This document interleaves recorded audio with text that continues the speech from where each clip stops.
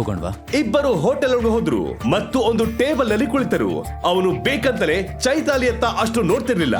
ಚೈತಾಲಿ ಮಾತ್ರ ಅವನನ್ನೇ ನೋಡ್ತಿದ್ಲು. ಏನಾಯ್ತು? ಎಲ್ಲ ಸರಿ ಇದೆ ತಾನೆ? ಹೌದು, ಎಲ್ಲ ಫೈನ್. ಮತ್ತೆ ನೀನು ಈ ಆಫೀಸ್ ನಲ್ಲಿ ಕೆಲಸ ಮಾಡ್ತೀಯಾ? ಏನಾದ್ರೂ ಆರ್ಡರ್ ಮಾಡೋಣ, ನನಗೆ ತುಂಬಾ ಹೊಟ್ಟೆ ಹಸಿತಾ ಇದೆ. ಹಾ ವೇಟರ್. ಸಾಮ್ರಾಟ್ ಚೈತಾಲಿಯ ಮಾತುಗಳನ್ನ ಇಗ್ನೋರ್ ಮಾಡ್ತಿದ್ದ. Hi sir, how may I help you? ನೀನ್ ನನ್ನಿಂದ ಏನಾದ್ರೂ ಮುಚ್ಚಿಡ್ತಾ ಇದೀಯಾ? ಇಲ್ಲ, ನಾನೇ ನಿನ್ನಿಂದ ಏನಾದ್ರೂ ಮುಚ್ಚಿಡ್ಲಿ? ಹಾಗೇನೂ ಇಲ್ಲ. 1 ಸೆಕೆಂಡ್. ಸಾಮ್ರಾಟ್ ಮತ್ತು ಚೈತಾಲಿ ಅವರ ಆರ್ಡರ್ ಕೊಟ್ಟರು ಮತ್ತು ವೇಟರ್ ಅಲ್ಲಿಂದ ಹೋದ. ಆದ್ರೆ ಚೈತಾಲಿಯ ಪ್ರಶ್ನೆಗಳು ಮಾತ್ರ ಮುಗ್ದಿರಲಿಲ್ಲ. ಹಾಗಿದ್ರೆ ನೀನ್ ಏನ್ ಕೆಲಸ ಮಾಡ್ತೀಯಾ? ನಾನು AK ಪ್ರೈವೇಟ್ ಲಿಮಿಟೆಡ್ನಲ್ಲಿ ಚಿಕ್ಕ ಜಾಬ್ ಮಾಡ್ತೀನಿ ಅಷ್ಟೇ. ಅದು ಅಕ್ರಮ್ ಸರ್ ಅವರ ಕಂಪ್ನಿ ಅಲ್ವಾ? ಹೌದು, ರೈಟ್. ಹಲೋ ಗಾರ್ಜಿಯಸ್, ನೀನ್ ತುಂಬಾ ಸುಂದರವಾಗಿದೀಯಾ. ನನಗೆ ಬರೋದಕ್ ಮನ್ಸಿರ್ಲಿಲ್ಲ, ಆದ್ರೂ ಬಂದೆ. ನಾನ್ ನಿನ್ಗೊಂದು ದೊಡ್ಡ ಟ್ರೀಟ್ ಕೊಡಿಸಬಹುದಾ? ಅವನ ಮುಖದಲ್ಲಿ ವಿಚಿತ್ರ ನಗು ಕಾಣ್ತಿತ್ತು. ಅವನ ಇಂಟೆನ್ಷನ್ ಚೈತಾಲಿಗೂ ಸಹ ಗೊತ್ತಾಯ್ತು. ಸಾಮ್ರಾಟ್ ಸಹ ಇದನ್ನೆಲ್ಲ ನೋಡ್ತಿದ್ದ ಮತ್ತು ಹೇಳಿದ, ನಿನಗೆ ಕಣ್ ಕಾಣಿಸ್ತಿಲ್ವಾ ಅವಳ ಜೊತೆ ನಾನು ಬಂದಿದ್ದೀನಿ ಅಂತ? ಓ ಹೌದಾ, ನನಗನ್ನಿಸ್ತು ನೀನ್ ಇವಳ ತಮ್ಮ ಅಂತ.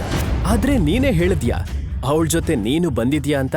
ಪರವಾಗಿಲ್ಲ, ಸ್ವೀಟ್ ಆಗಿ ಹೇಳ್ತಿದ್ದೀನಿ, ಇಲ್ಲಿಂದ ಹೊರಟೋಗು. ಸಾಮ್ರಾಟ್ ಸ್ವಲ್ಪ ಹೊತ್ತು ಸುಮ್ನಿದ್ದ ಮತ್ತು ಅವನು ಯಾವ ಹಂತಕ್ಕೆ ಹೋಗ್ತಾನೆ ನೋಡೋಣ ಅಂತ ಸುಮ್ನೆ ಇದ್ದ. ಅಷ್ಟರಲ್ಲಿ ಆ ವ್ಯಕ್ತಿ ಚೈತಾಲಿ ಕಡೆ ತಿರುಗಿ ಹೇಳಿದ, ನೀನ್ ನೋಡಕ್ ಎಷ್ಟು ಸುಂದರವಾಗಿದ್ಯಾ. ನಿನ್ನ ನೋಡಿದ್ರೆ ನೀನ್ ತುಂಬಾ ಶ್ರೀಮಂತರ ಮನೆಯಿಂದ ಬಂದಿದ್ಯಾ ಅನ್ಸುತ್ತೆ. ನೀನ್ ಇಂಥವ್ರ ಜೊತೆ ಎಲ್ಲ ಬರಬಾರ್ದು. Standard is important, right? ನಿನಗೆ ಯಾರಾದ್ರೂ ಬಂದು ಹೇಳಿದ್ರಾ ಬುದ್ಧಿವಾದ ಹೇಳು ಅಂತ? ಹೋಗಿಲ್ಲಿಂದ. ನೀನ್ ನನ್ ಜೊತೆ ಬಾ, ನಿನಗೆ ಏನು ತೊಂದರೆ ಆಗಲ್ಲ. ನೀನ್ ಇಂಥ ಡೌನ್ಲೋಡ್ ವ್ಯಕ್ತಿಗಳ ಜೊತೆ ಇರಬಾರ್ದು. ಇವನ ಅಪ್ಪನೇ ಅವನ್ ಹುಟ್ಟಿದ ತಕ್ಷಣ ಬಿಟ್ಟು ಹೋಗಿದ್ದಾನೆ ಅನ್ಸುತ್ತೆ. ಸಾಮ್ರಾಟ್ಗೆ ಇನ್ನೂ ತಾಳ್ಮೆಯಿಂದ ಕೂರಲು ಸಾಧ್ಯವಾಗಿಲ್ಲ. ಇವನು ಈಗ ಎಲ್ಲ ಲಿಮಿಟ್ ಗಳನ್ನ ಕ್ರಾಸ್ ಮಾಡಿದ್ದಾನೆ. ಕಮ್. ಏನ್ ಹೇಳ್ತಾ ಇದೀಯ ನೀನು? ಆ ವ್ಯಕ್ತಿ ಯಾವಾಗ ಸಾಮ್ರಾಟ್ ಅಪ್ಪನ ಬಗ್ಗೆ ಮಾತಾಡಿದ್ನೋ ಆವಾಗ ಸಾಮ್ರಾಟ್ಗೆ ತುಂಬಾ ಕೋಪ ಬಂತು. ಅವನಿಗೆ ಹಿಗ್ಗ ಮುಗ್ಗ ಹೊಡೆಯಲು ಆರಂಭಿಸಿದ. ಹುಡುಗಿಯರ ಜೊತೆ ಹೀಗೆ ನಡೆದುಕೊಳ್ಳುವುದು ಸರಿಯಿಲ್ಲ ಅಂತ ಇನ್ನೂ 2 ಬಿಟ್ಟ. ಯಾರ ಅಪ್ಪನ ಬಗ್ಗೆ ಮಾತಾಡ್ತಿದ್ಯಾ ನೀನು? ನಿನ್ನ ಅಪ್ಪ ಇದನ್ನೇನ ಹೇಳ್ಕೊಟ್ಟಿರೋದು ನಿನಗೆ? ಇಷ್ಟು ಹೊತ್ತು ಆವಾಜ್ ಹಾಕಿ ಮಾತಾಡ್ತಿದ್ದ ಆ ವ್ಯಕ್ತಿಯ ಬಾಯಿಂದ ಒಂದು ಮಾತು ಬರ್ಲಿಲ್ಲ. ಇಲ್ಲೇನಾಗ್ತಿದೆ?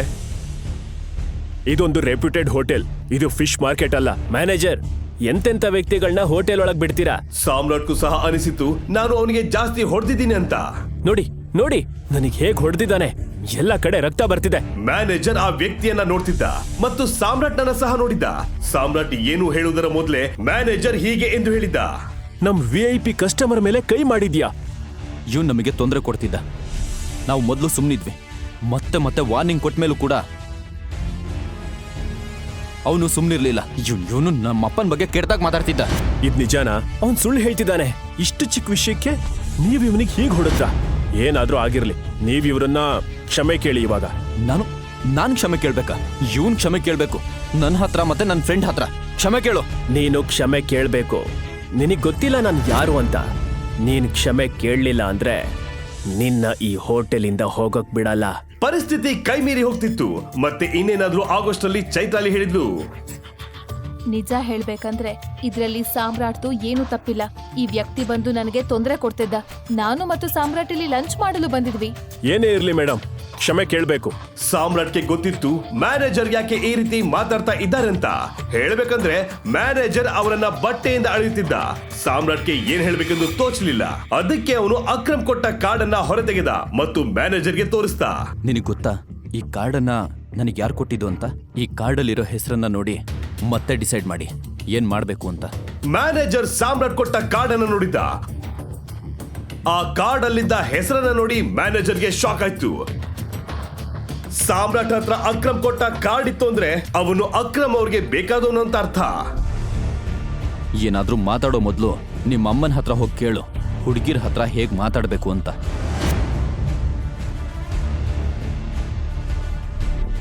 ಸಾಮ್ರಾಟ್ ಚೈತಾಲಿಯನ್ನ ಅವನ ಜೊತೆ ಕರ್ಕೊಂಡು ಅಲ್ಲಿಂದ ಹೊರಟ. ಇಬ್ರು ಒಂದು ಕಾರಲ್ಲಿ ಕುಳಿತರು, ಆದ್ರೆ ಯಾರು ಮಾತಾಡ್ತಿರ್ಲಿಲ್ಲ. ಆಗಿದ್ದೆಲ್ಲ ಆಯ್ತು, ಆದ್ರೆ ಸಾಮ್ರಾಟ್ ಇದನ್ನೇ ಯೋಚಿಸುತ್ತಿದ್ದ, ಚೈತಾಲಿಯ ತಲೆಯಲ್ಲಿ ಏನ್ ನಡೀತಿದೆ ಅಂತ.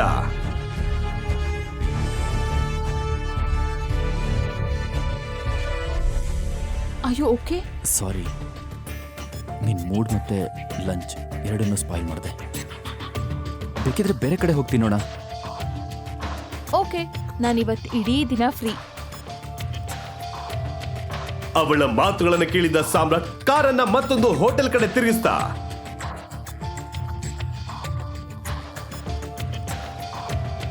ಇಬ್ಬರು ಹೋಟೆಲ್ ತಲುಪಿದರು.